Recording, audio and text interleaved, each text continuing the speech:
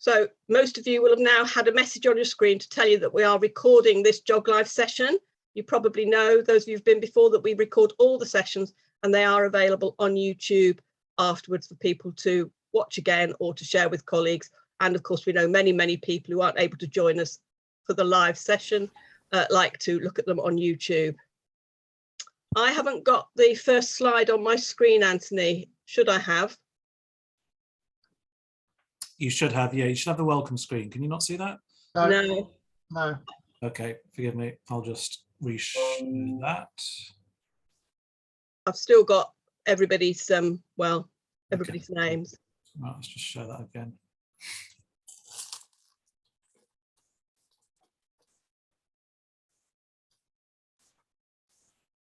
Here we go. There we are. Fantastic. Thank you very much. Okay, so I'm going to make a start. Good afternoon, everybody. We're absolutely delighted to see so many of you here joining us for the 9th GeogLive session. My name's Julia Tanner. I'm chairing this session, and I'm very ably joined by my colleagues, the rest of the GeogLive team, Anthony, Sophie, Jen, and Steve, and Kate. I don't think I've seen Kate yet here, but I'm sure she is here.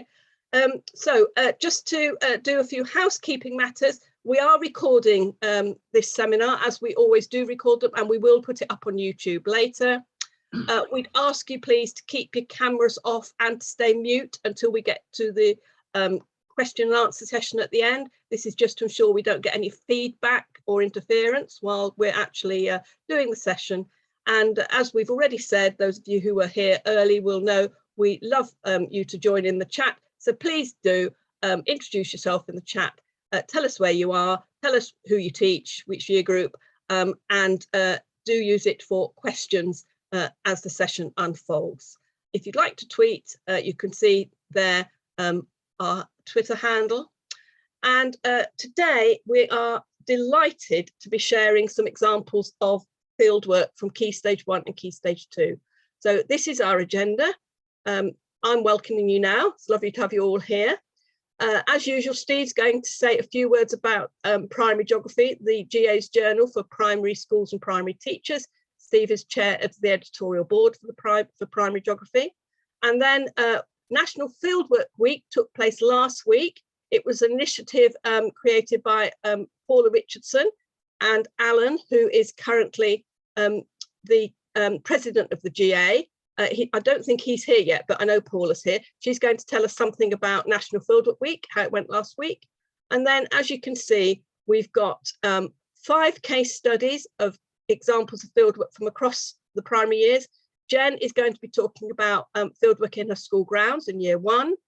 Simon, who is joining us from Monza near Milan, is going to be talking about fieldwork in a local park with year 2-3. Sophie is going to be talking about some work done in her school by her year 4 colleagues on emotion mapping and comparing their responses. Sammy is going to present with us some work on environmental quality based on some work that was initiated last time. For those of you who were at the last session when we were suggesting ideas for National Fieldwork Week. And Sophie is going to present some work on biodiversity with her year 6 class. Then we have the truly wonderful Paula Owens towards the end, who's going to give us guidance on practical matters, organising and managing fieldwork effectively. John is here representing the Geographical Association, and he's going to talk about the support that the GA offers to primary schools and primary teachers. And then hopefully there will be some time for question and answer, and for you to ask questions, and for us all to put useful comments, thoughts, ideas in the chat. So please keep that going from now. Okay, so that's the agenda. Can I please hand over to you, Steve? Okay, thank you, Julia. This is the latest issue of Primary Geography, which if you are a member of the GA, a full member of the GA, you should have now received. It's a wonderful edition with lots in there that you'll be able to get your teeth into, including curriculum change, a brilliant river inquiry, another look at fieldwork and geographical inquiry, and a truly wonderful cover with some great ideas about how to use that cover. We're really particularly pleased with that that cover there, and the false colours that are being used. and we have got some really interesting ideas about how you can use that. So I hope you'll enjoy the latest issue, and please let us know how you are using it. We always like to know that you're using the journal. Next slide, please, Anthony. And just to remind people, if you haven't already got it, next week is World Wise Week, when there's the opportunity to engage with the President's geographical theme for the year, Everyday Geographies. And we've put together a whole suite of ideas by which you might look at everyday geographies. Can I have the next slide, please, Anthony? There's a whole suite of resources available there for every age group. And with the early years and primary, we have put those into looking at the school and its local surroundings, and also the wider world. And there's activities in there to encourage children to discover stories behind the features they usually take for granted. And we'd really love again to hear how you've been using those resources. The beauty of them is that they will be available for the next year. So if you've got that link down, they'll be available there for the next year for you to use at a time which is appropriate to you. Okay, thanks very much. Thank you very much indeed, Steve. Some great resources there for Worldwise. Paula, can I hand over to you, Paula Richardson, who is the person who dreamt up National Fieldwork Week. Welcome, Paula. We're thrilled to have you here with us today. Thank you very much. I don't know whether Alan is there or not, whether he's busy working in school, but if you're there, Alan, chip in at the end or whenever.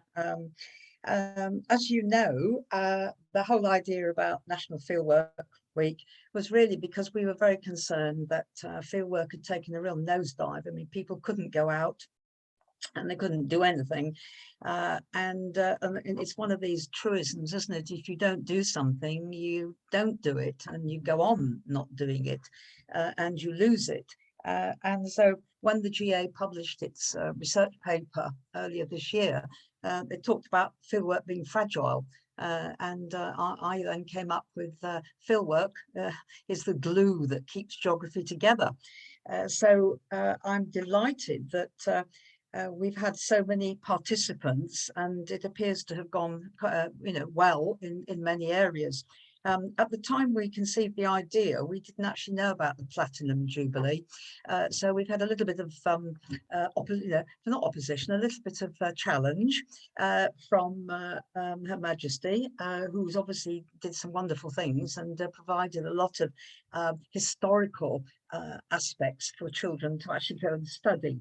So I think we did quite well in the circumstances. We had the fieldwork page on the GA had somewhere just under 8,000 views. The total pages was getting on for 9,000, and we're actually talking here larger numbers than actually people who belong to the GA. So that's quite heartening, because I just hope we reached schools outside, which is part of what we wanted to do. Lots and lots of downloads. The two most popular primary activities actually reflect some of the things you're doing today. How Green Is My Area and the playground activity, together over 1,600 downloads on those. And when you think that it was one teacher or one school, and then they would photocopy them and so on, so that's really good. The Royal Celebrations were quite popular, so there are 800 of those, well, over 1,000 of the two. And I was really heartened to see use of rocks in the environment, getting quite a large number of people. So, and in the secondary activities, we had 180 downloads just of the PowerPoint by Andy Owens, which was all about, it was a wonderful one on traffic flows. So the downloads and the traffic to the site has been excellent. On Friday, we had about 400 sets of images and comments, and Alan has been absolute king of the social media and has got lots and lots of things to report back on in time. One of the things for us, of course, is that this is also very new. We only just finished at the weekend, and so we're just amassing some of the statistics about what people have done, and we're encouraging people now still to send in. In the initial teacher education areas, you know, we know students have been out, but of course it was the first week after half term, and we know there are quite a lot of people out this week, so we're encouraging them. We're also saying that really, although we've had a week, let's keep it going. These things, you know, it's all going to stay up on the site until the end of term. We're very happy for people to continue doing it because after all, not everybody could organise fieldwork in exactly that week, particularly if other things took precedence and so on. So it's still very dynamic and active. We encourage people to participate and to send things in. We also know that we have 26 field centres participating as well. We've had thousands of the certificates out there, and we know that they've been very popular. And to be honest, for some of our centres and so on, they have proved quite a good marketing value as well, because if youngsters are going back with a certificate like this, it can only do geography a power of good, which is what we want it to do. So yes, please continue to do various things, to use them and to promote it. And I think that the GA are going to have a really good roundup, looking at how, if we do something similar, heaven forbid, in the future, you know, the issue for us all at the moment is this, you know, GDPR thing, where it's very hard to, you know, to get names of schools and absolute identities and so on. A very hard thing for the GA to crack, and it is only through reviewing and refining processes that we're actually going to be able to perhaps know a little bit more about those who took part. So there will be something published about it, and there will be a response on the GA site. But it was just wonderful, and I'm only so glad that it was free. And there's not much free in this age. We had wonderful support from our strategic partners. I have to say, Field Studies Council had the most wonderful things on the website. And if you haven't seen them, go to the Field Studies website, council website, and they really are to die for. Some of their activities, absolutely wonderful. And other, you know, the Met Office, the Royal Met Society and so on, all have things on their website. So we had a lot of support.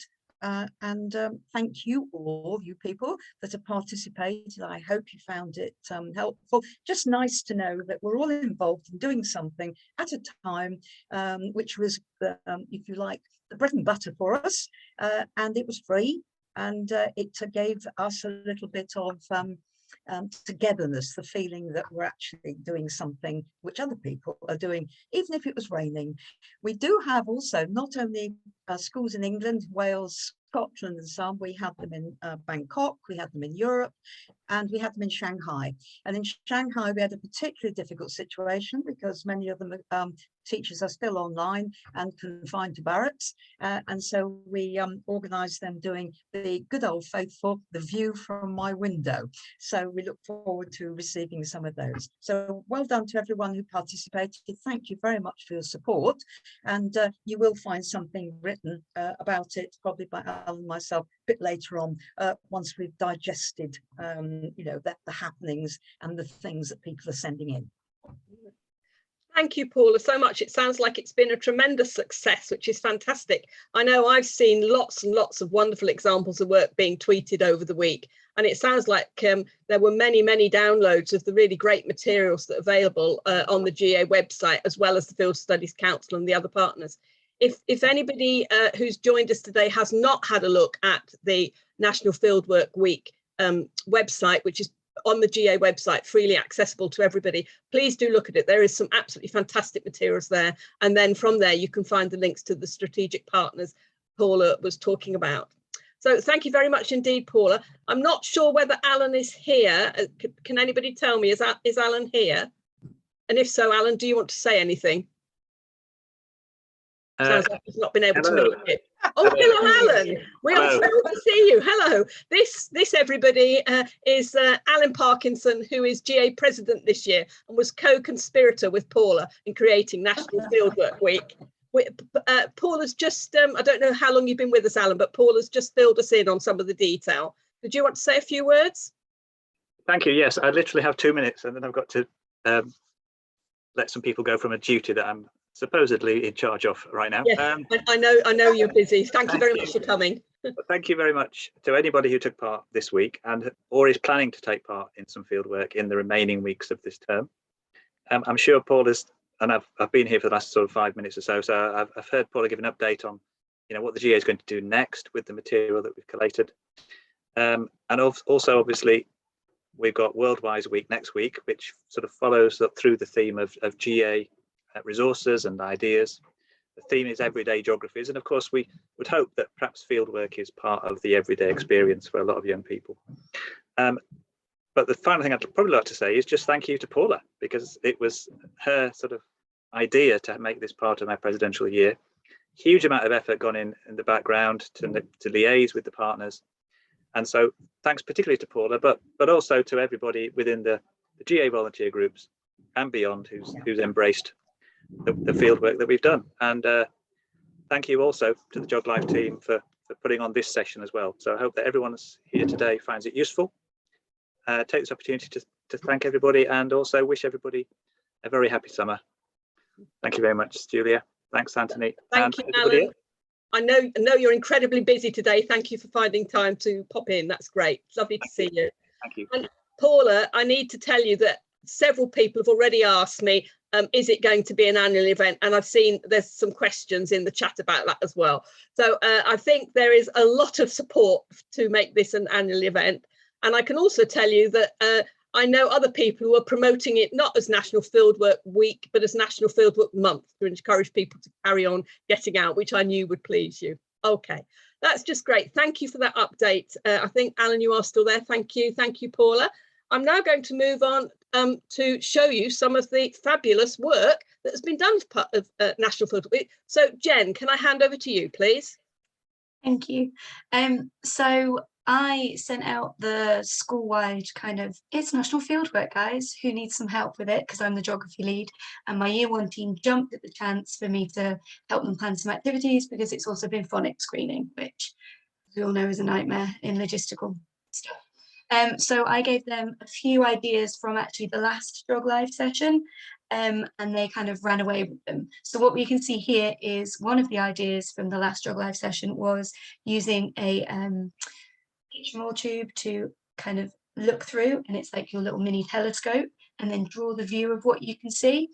And some of them did this outside, but I found it very interesting that this group of children did it inside their classroom and found little things they hadn't noticed before or had forgotten, because they've been in the classroom now for quite a while. It's coming to the end of the year, and the teacher said actually they found bits of the classroom they wanted to tidy up, bits of the classroom they were like, oh, maybe we could move this here, and then it actually instigated quite some quite interesting conversations about the classroom and the classroom environment, and led to the children having a bit of ownership over it, which I thought was a lovely outcome for these little year one children. And as you can see, there's a fantastic drawing there, which puts my art skills absolute shame, by one of our year one children. So that was one of the activities I gave. If we go to the next slide, please. The other was looking in their outdoor area. So they have a little climbing frame, which we call the jungle gym, and a nice little outdoor green area that they can use. And they were carrying out observations of plants and animals around their outdoor area and the jungle gym area, using pictures and then pens to create their own maps. So you can see in the first photo, got a little picture of the jungle gym, and they were adding details with around the outside of that picture of things that they could see. And they spotted some insects that they saw. And if you have a look, the fourth picture is actually recreating the jungle gym area and the route of an insect through that area. So again, it was about looking at their larger environment on a smaller kind of level, really looking actually, you know, why are there insects here and not here, and having discussions about how maybe they could make it a bit more insect friendly. You know, if there are lots of insects here, should we not play there as much? Maybe we shouldn't put the bikes there because we might squash them, all those kind of things. And there was map making skills, observational skills, and what all the teachers told me was that all the children really enjoyed it and asked when they could do it again, which is the little quote I put on there. So really, really, really simple ideas I got from the last session, and just handed them over to my year one team, and they ran with it and had a great time. And it was really easy to set up and something lovely for them to be doing after all the stress of phonics screening as well. Yeah, so really easy to do fieldwork, guys, in your area, even if you've just got like plants and a climbing, which is basically what we have. So thank you. That's just great, Jen. Thank you very much. Two very simple ideas there, using a toilet tube centre as a binocular, and also just doing some simple observation and mapping. That's great. Thank you very much. Now I'm thrilled to introduce to you Simon Bamping from the International School of Monza, who's joining us for the first time today, and he's going to talk about Park School. So if I can hand over to you, Simon. Thanks, Julia. Hi, everybody. Yeah, I'm an international teacher working in the primary years programme of the IB here in Monza. I've been in Italy for about 4 years now, but I've only moved to Monza for this last 12 months. And when I moved, I found a principal that had similar ideas to me. We wanted to take a lot of the learning outdoors, and this was our aim. So can I have the next slide, please?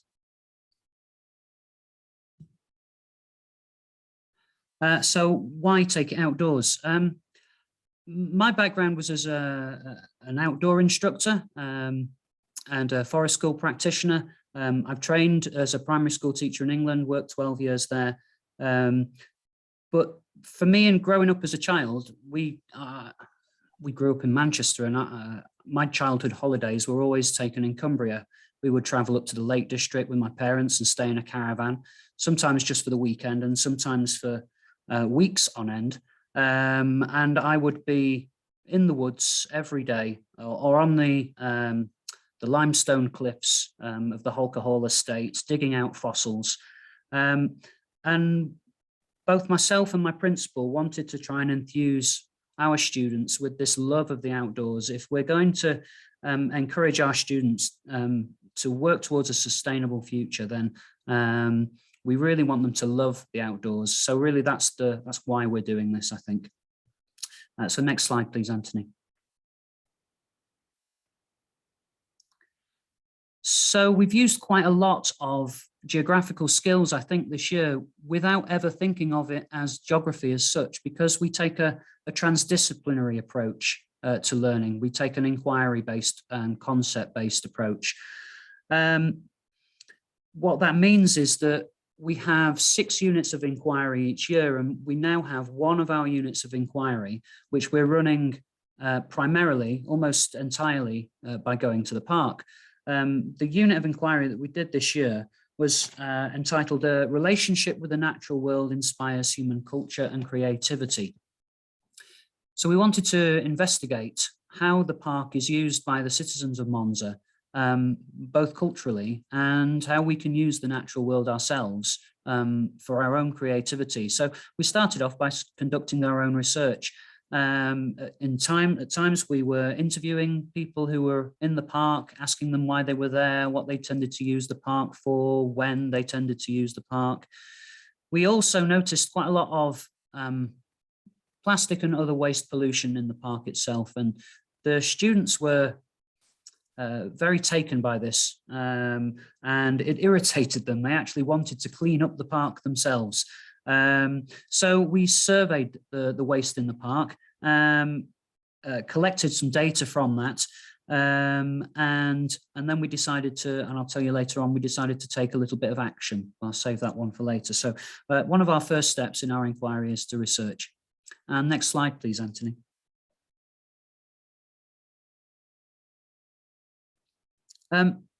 We also want children to wonder.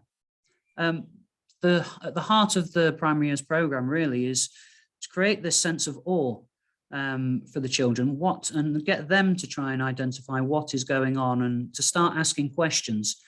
So it's to link really what they know and what they want to find out more about. So these questions allow us to follow their interests. It allows us to create a curriculum that is truly child-centred. Every unit of inquiry is centred around our Wonder Wall, which is a big set of their questions which we work through throughout what is normally a 7-week period, but for Park School has been 2 and 3/4 hours in the park every single week for the last 9-10 months. Next slide, please.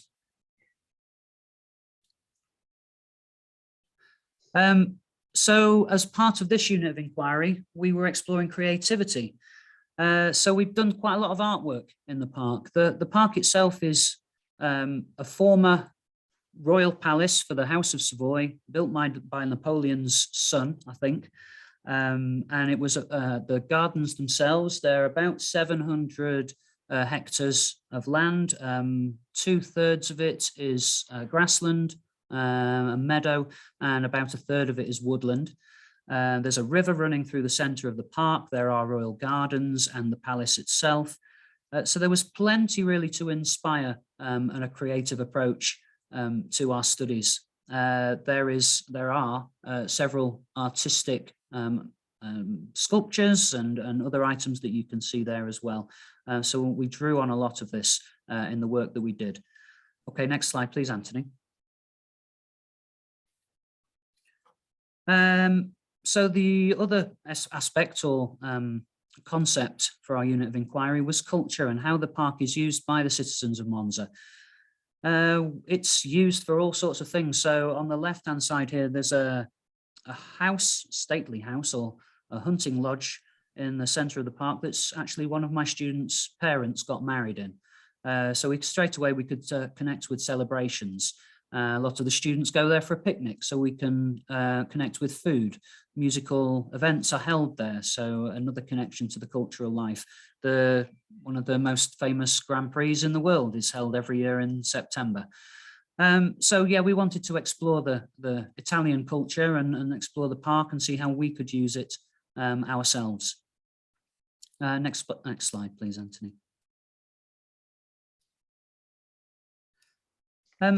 So the students are really encouraged to develop their own agency in the PYP and to learn how to take action for themselves. And they identified this waste. We had another unit of inquiry which purely focused on waste and how it's recycled and how it's used. But they noticed this stuff that's collecting on the ground in the park. They noticed that there are no bins in certain areas of the park, that there are no recycling bins at all. There are no bins for dog waste. And it irritated them. And they wanted to do something about it. So for several weeks, they prepared persuasive speeches. They prepared a rap song. They prepared their own banners and posters and leaflets to hand out and organised a petition that was sent to the mayor of Monza. So this is the students actually approaching members of public in the park, asking for them to contribute by signing the petition that they were organising.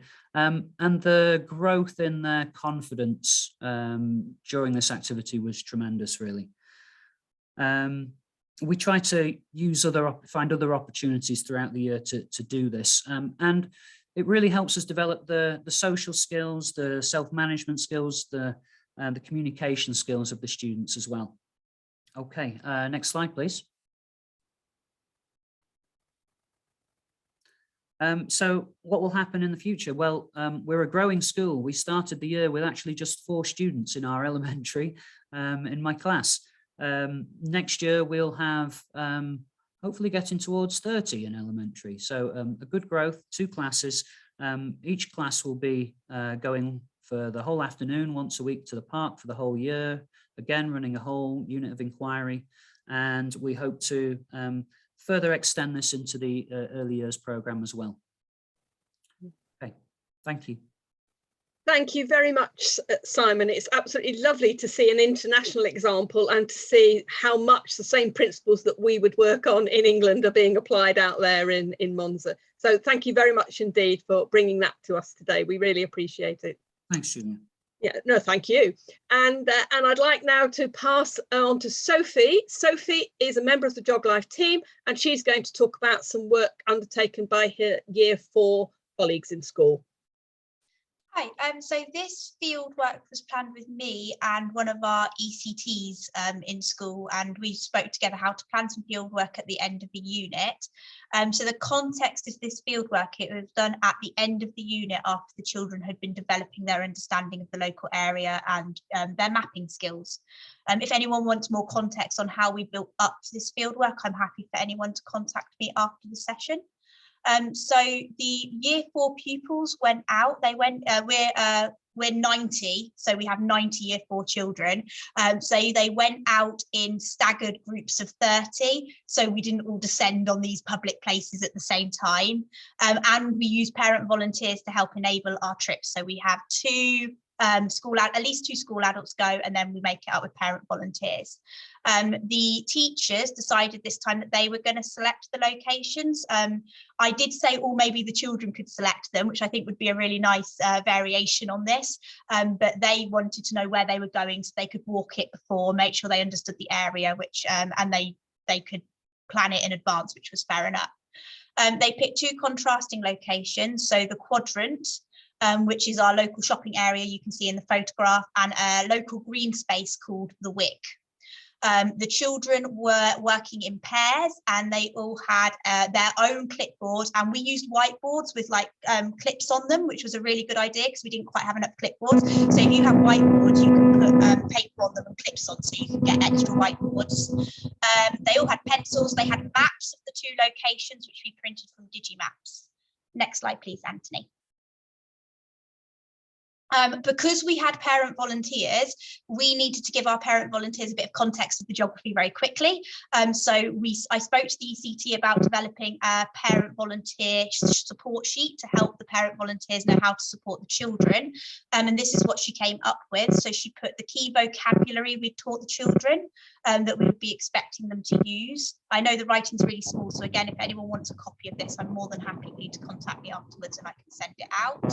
We put the key questions which they could ask the children as they were completing the field work on there, and some definitions of some geographical terms that we've been working on with the children. So we put human features, physical features, and the land use types which the children had been learning in class.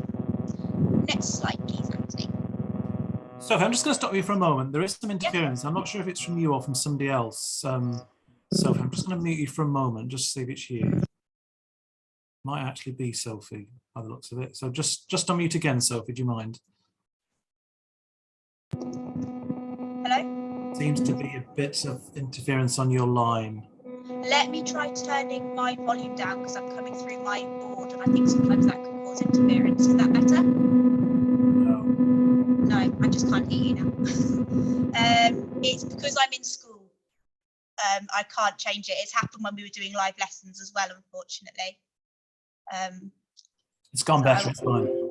Okay. Can I have the next slide, please?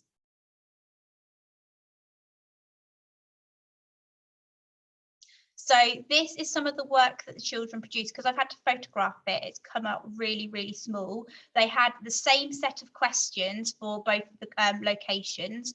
On the one side, you've got the questions they asked. They asked the questions first, which really helped them answer the questions first and had a discussion with their partner and in their groups.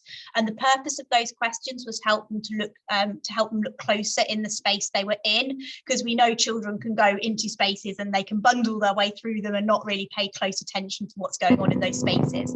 So the first thing we did when we arrived at one of the locations was we found a quiet place in that space to sit.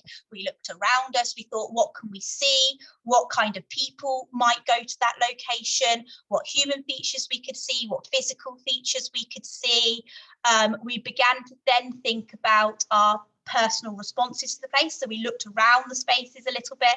As we moved around the space, when we were there, the children began to put emotions onto their map. So we were doing a lot of helping them. Where are we with this map? Can we orientate ourselves on the map? Okay, so you've just found some dog poo on the ground. How does that make you feel? So one of the children found a dog poo, so they put a little sad face and labeled that.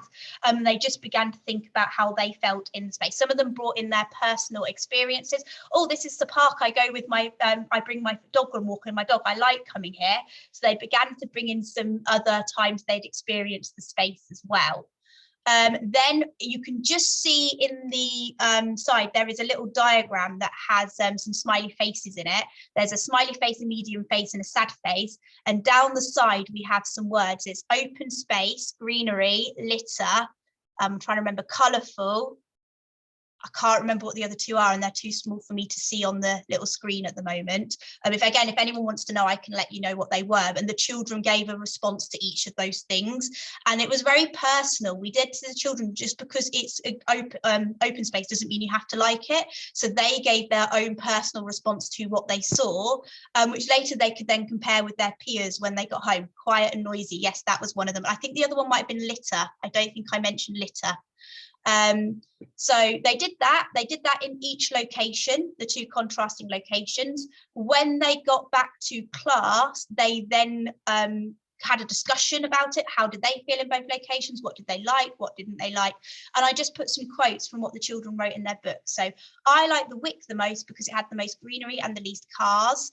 There is lots of space to play. The Quadroon wasn't my favourite because it was busy with lots of cars and people. And if we go on to the next slide, there's just another example of another one that some children have done. So this child has ticked the boxes. They filled in their responses. They've got their two maps as well. This child found a lot at the quadrant. They were really involved at the quadrant. They were spotting litter on the floor. They were spotting chewing gum on the pavement, loads of things they weren't so keen on. And again, this child also said, I like the Wick most because it has the most greenery. I like green spaces because they're nice places to visit with my friends and family. The quadrant wasn't my favourite. It was not very green. We did have some children go the other way. So some children preferred the quadrant because they like to go to the bakery after school and get food, and then they could compare what they liked and what they didn't like and build that knowledge of their local area a little bit deeper. Okay, thank you very much.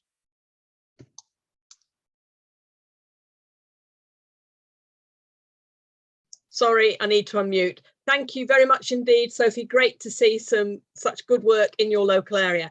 And now I'm going to hand over to Sammy, who is joining us for the first time as a presenter tonight. Welcome, Sammy. We're very pleased to have you here. Hiya, thank you.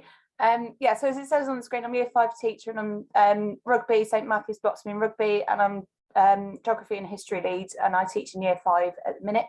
If I can have the next slide, please. Yeah, so this first one, so this is, as we said before, it's an idea that was adopted from the fieldwork session last time. So it started off by providing an image of the fly tipping that you can see on your screen, and basically asked children to, on a scale of 1 to 10, how they felt about the place. So you can see how peaceful is the place, how happy is the place, do people like to come to this place, and how tidy is the place. And then we compared it with the school area as well. So the two contrasting scenes, and basically, yeah, so just getting them to think about their own feelings about the place. If I can have the next slide, please. Yeah, so this one shows you the children's responses to the fly tipping image. And after they did the scales, we then had a whole class discussion about how they felt in the area, or how they felt about the area. So you can see some of the responses on there. So we've got things like shocked, hopeless, broken, some really powerful words there from the Year 5s. Angry at the people who littered.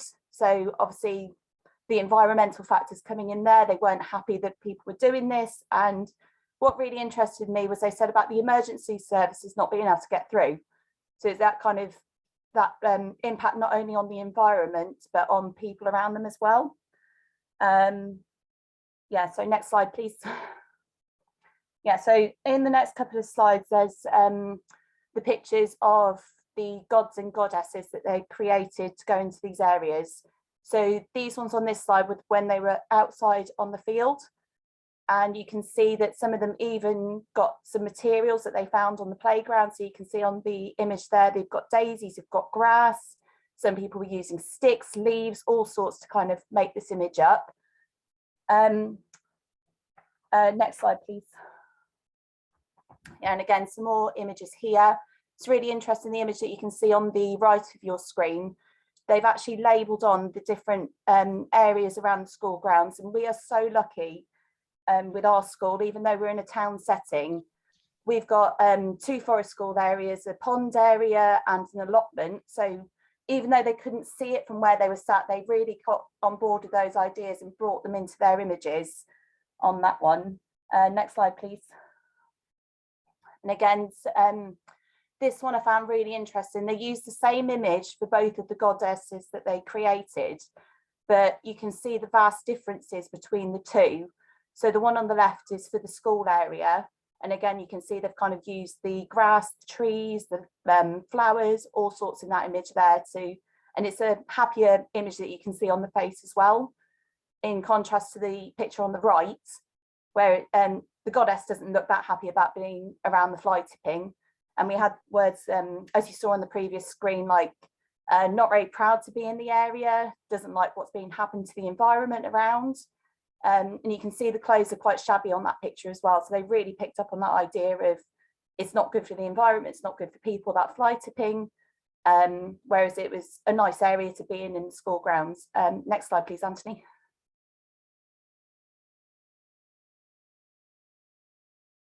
Don't know whether it's moved on.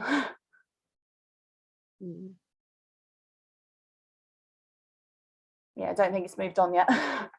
No, do you want to tell us about it, Sammy? Yeah, so it was just yeah, I think, yeah, that was the last one of those images. Yeah, you've got a chart of yes, that was it. Yes, thank you. Yeah. Yeah, couldn't remember.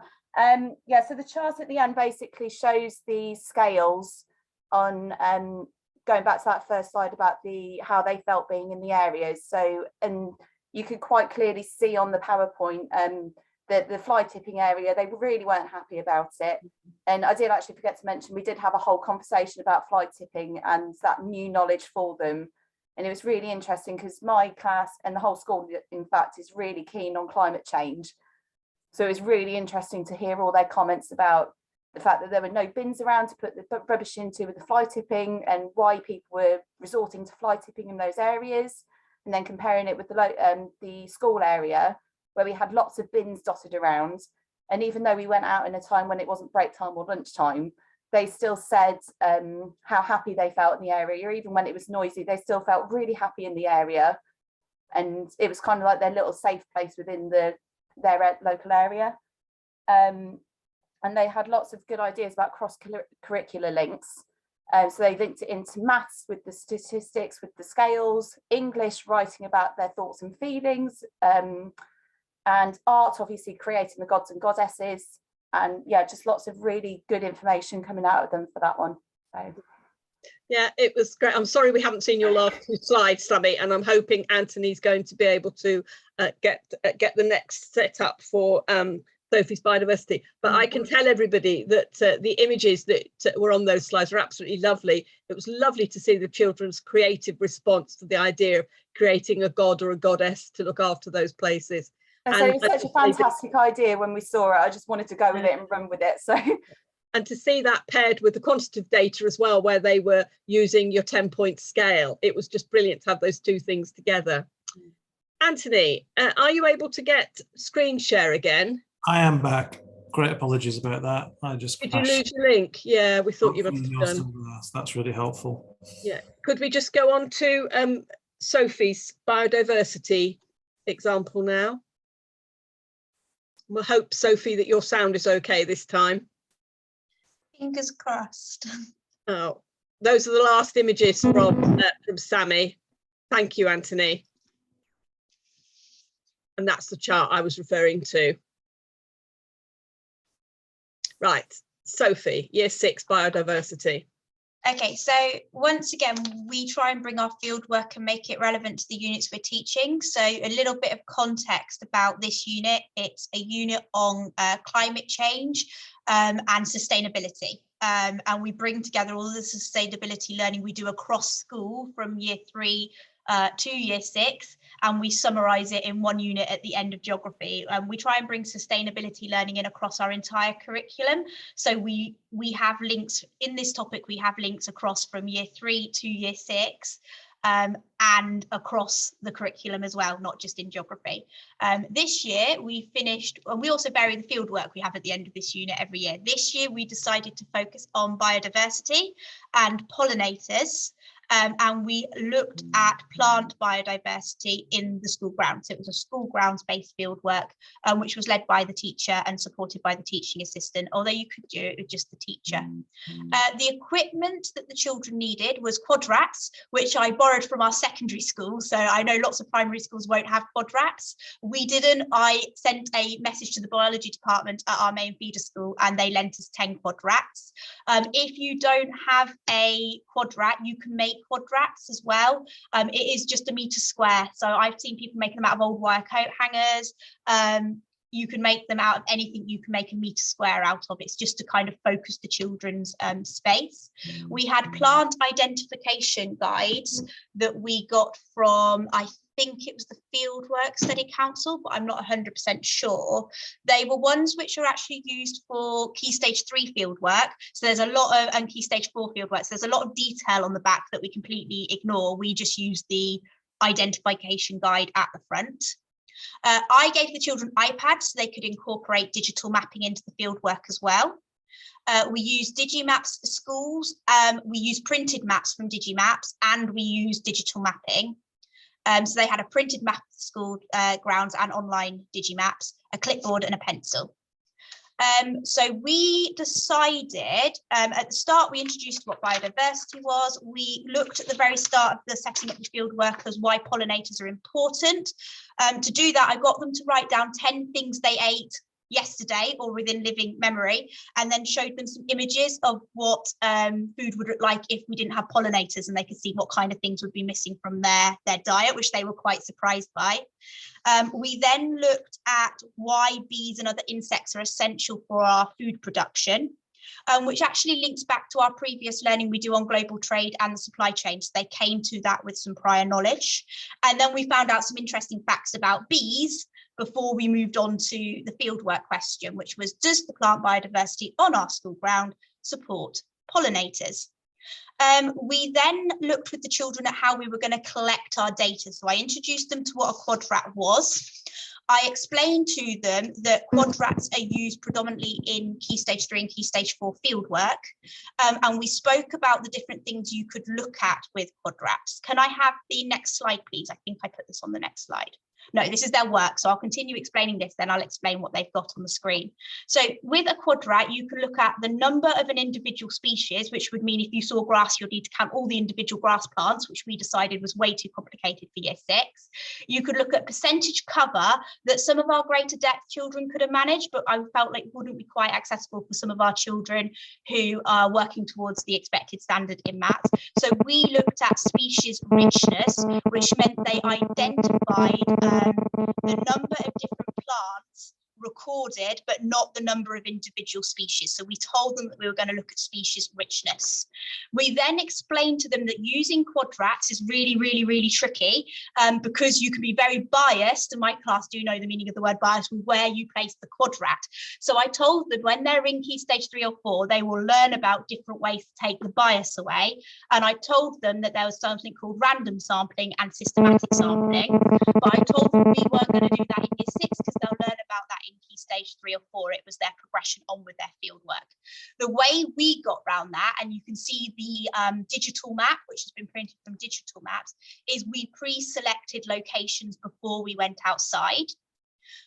When we went outside, we looked for a shady space, a space with mixed shade and sun, a space that was sunny for most of the day, low footfall and high footfall, and they knew they were going exactly to those places to put their quadrats down. Then when they were outside, they did a table of information. You can see the table at the top of the page where they've written it up in their books. And on the printed map, they'd created a key and they recorded the species which they found at each location. Next slide, please. Some children did it slightly differently. So again, you've got your table. This group, because they knew how to put photos on their digital map, decided that for each labelled location, they were also going to take a photo of their quadrat in the location they put it in. And again, you can just see some little differences in the map they produced as well. They've got a greater detail in their symbol and key, and they found a greater variety of plant species. Next page, please. This is where you get onto the what do we do next? What are we going to do with the fieldwork? We've collected this data. What have we found out? And I gave my year 6 class kind of complete freedom with this, which I know sounds quite scary. I said, what could we do with what we found out? And the children came up with different things they could do. They said they wanted to let everyone else know that they didn't think there was enough biodiversity in our school grounds.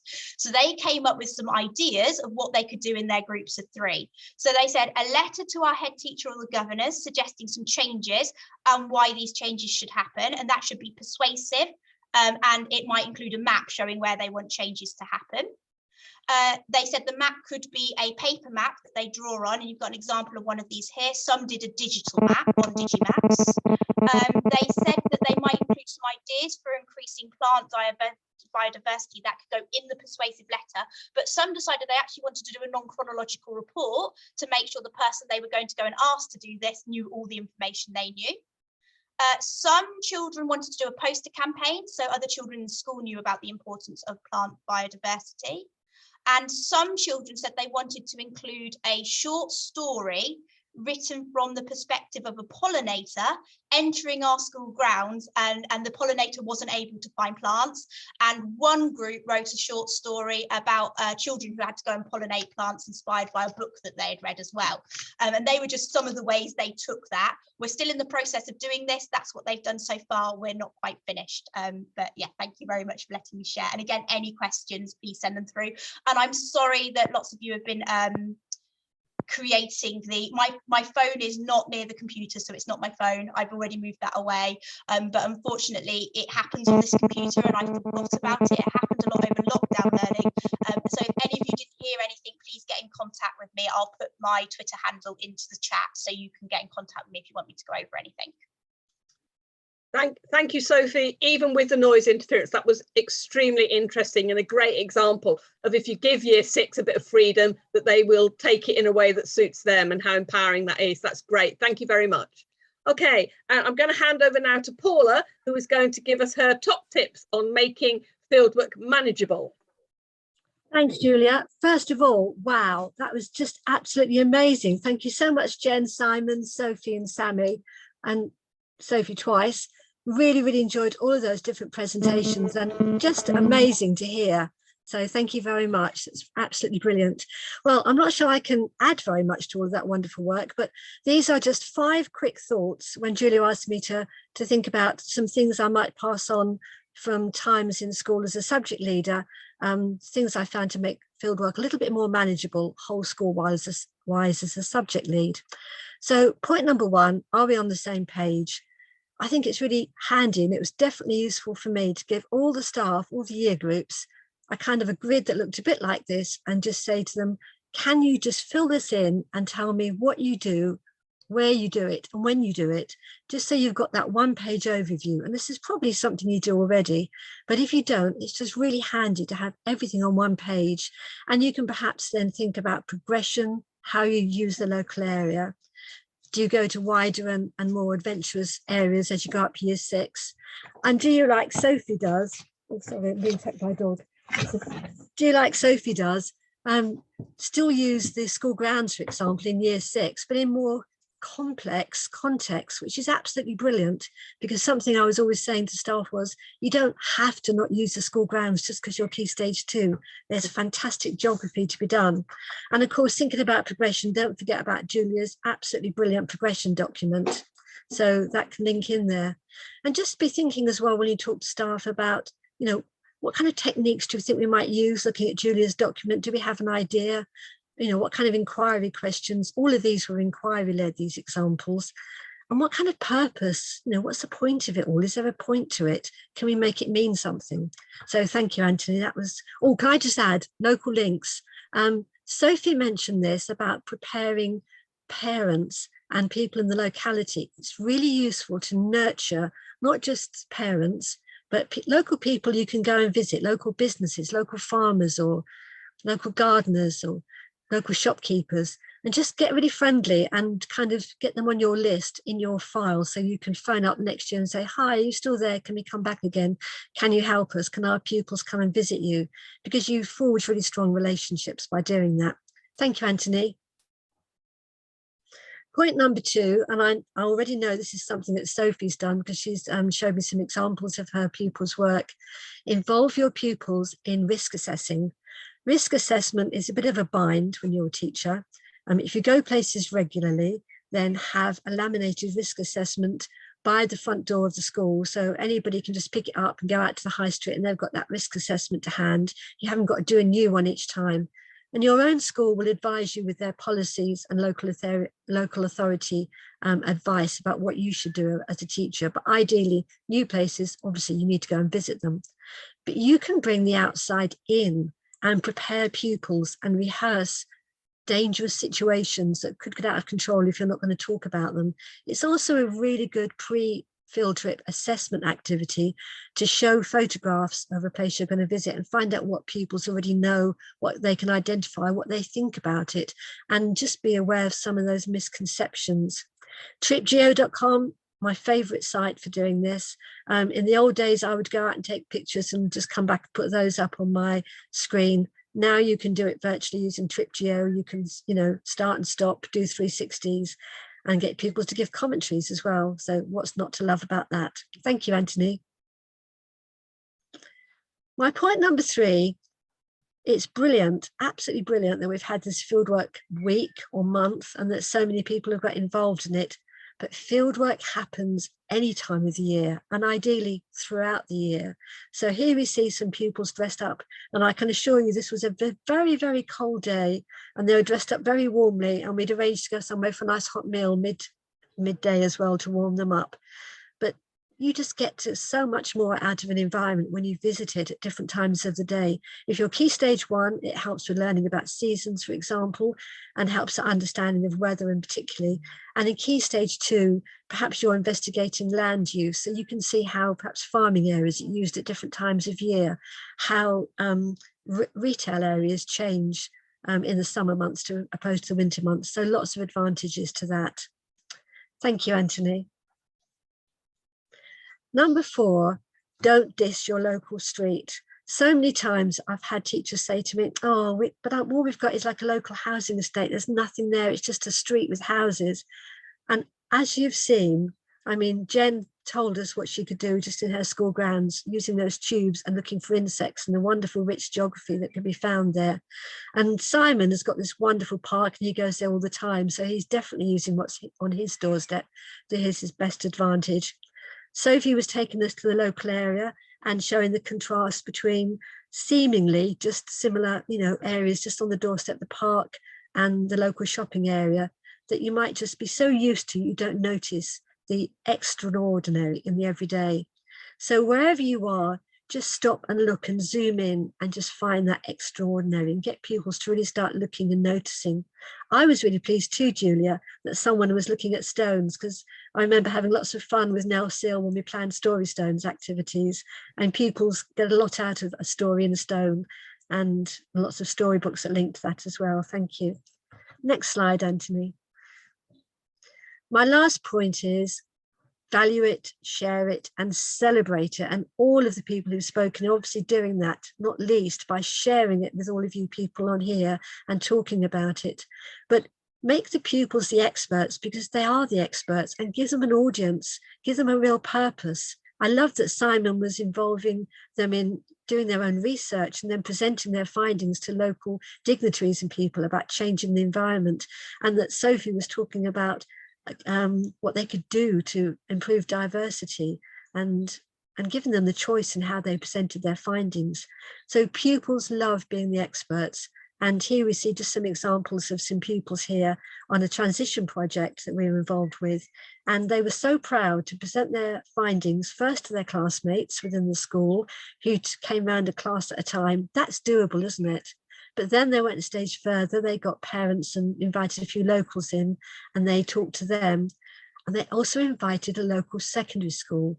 And how wonderful to turn the tables. How often is it that we go and see secondaries and they're the experts? So for primaries to be the experts and share their findings with these secondary pupils, and they were so generous and kind to come along and sort of grace us by doing that. It was really reciprocal, and yeah, it was a good experience. So I'm going to leave you with that. Thank you for all those inspiring ideas. I've really enjoyed it.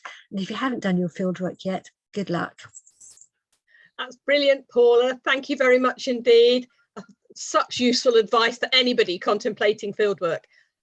John, I'm going to ask you, John, if you could just do your slot in a very few moments, because I'm conscious of the time. Are you there, John? Yep, I'm here. Yeah, sorry, I can't see you on my screen, but I knew you had been there. Okay, so if I could ask you to just very briefly talk about what the GA offers in terms of support for fieldwork. Of course, yeah. So just to reiterate what Paula said, it's been some fantastic stuff going through today. So Anthony, we'll just skip through this page and I'll leave you wondering what that was about. But basically, fieldwork is integral to everything we do, and it should be planned into all schemes of work, all units of work. So there's elements of fieldwork across all of our provision, whether that's the everyday guide to geography collection, or the in the know collection, if Anthony skips through. Any of our publications, so we've got 2 newish CPD, ironically by the last 2 people to speak, Paula and Julia, our CPD packages that allow you to explore what fieldwork might be and how to develop fieldwork with your teachers. Next page.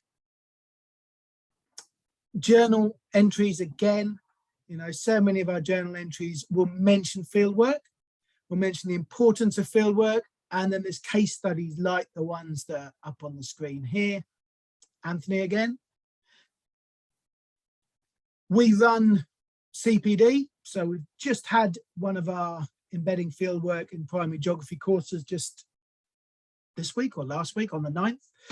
Lose track of time, and there's another one just coming up, so we constantly support in terms of offering CPD.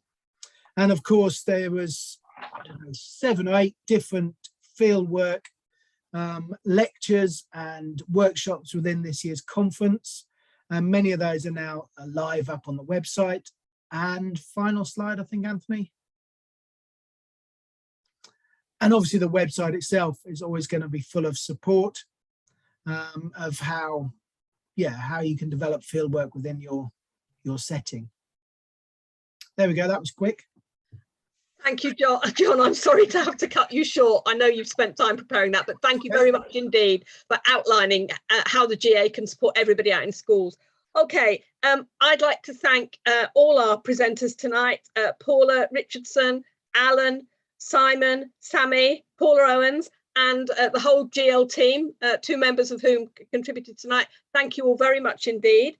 Can we go back to the slide, Anthony, please? Are you able to do that? There's lots of people putting messages in the chat I can see now. Our next GeogLive will be on the 21st of January, the 21st of September, and it'll be 5 ways to boost geography in your school. So hopefully, oh, here we are, looks like, yeah, thank you very much, Anthony. Okay, so 21st of September, 5 p.m. in our usual 5 to 6 p.m. slot, 5 ways to boost geography in your school, to give you that dose of inspiration a few weeks into the first term. And we're very, very pleased that so many of you have joined us today. If you have more examples of fieldwork that you would like to share with us to complement those that we've already seen today, please do share them on Twitter. I think, Anthony, you've got a slide to show people how to do that, have you? Yeah, So if you'd like to keep in touch, use our Twitter feed. There it is there. It would be lovely to see more examples of fieldwork from all of you who have joined us today. And if you could give us some feedback on what you have found useful in this session and feedback on what you would like us to do in the future. We're putting together next year's programme at the moment. So do give us your feedback. We will always be very grateful and very interested in what you have to say. So I'm conscious that we have run over slightly today. So many fabulous things to share with you. I'd like to thank all our contributors again and the absolutely fabulous GeogLive team who put this together for you. And of course, I'd like to wish you all an absolutely great summer holiday. See you in September.